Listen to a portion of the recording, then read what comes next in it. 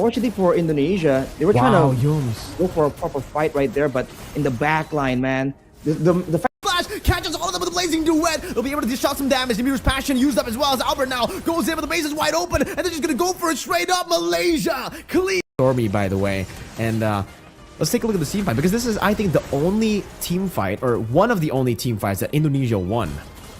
Well, it began with everyone kind of circling around, just waiting for finding a way to really get into the backlines of Indonesia particularly.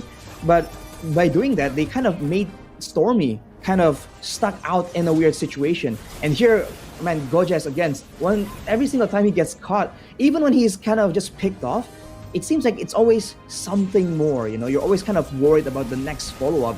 And you can see it here again. His final slashes in this game have been absolutely critical for Malaysia to really have that edge in these fights.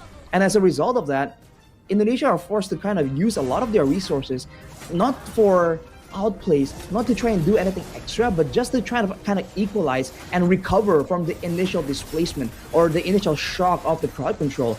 And you can see afterwards, Malaysia thought that, okay, we're winning so much, you have to try and capitalize on the momentum.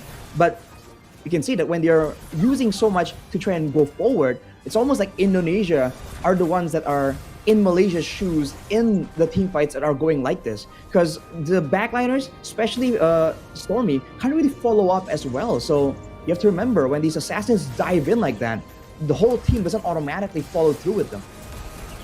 It's all about the positioning as well, right? Because we were talking about how, you know, they got the lore, they got the enhanced lore at that point of the game, and it looked like that was going to be the momentum that they would utilize to at least make the game go even further or take some advantages. And they were able to do so technically with the far lane, but all right, let's give some props over to Gojes though for this wonderful setup for Skies to just come in and retry, right? Because you're right, I think you definitely got to give more of a highlight to Gojes in that particular fight, because if it wasn't for the final slash, it would have been more 50-50. Maybe Albert would have been able to win that out. But because Gojes went in, sacrificed himself almost technically there, and got Skies so much more room to go for the clean retry, it was so good. And here, dude, the fact that Yums, he didn't decide to go back. He decided to flicker forward. This guy has been so good for SRG, and now he continues to be good for Team Malaysia. It's so awkward the way that he plays the game, right? Like, most people would actually flicker backwards or maybe would disengage after getting that low, but he decides, no, I'm going to create a line for my backline to deal damage properly, and that was what kind of got them the win.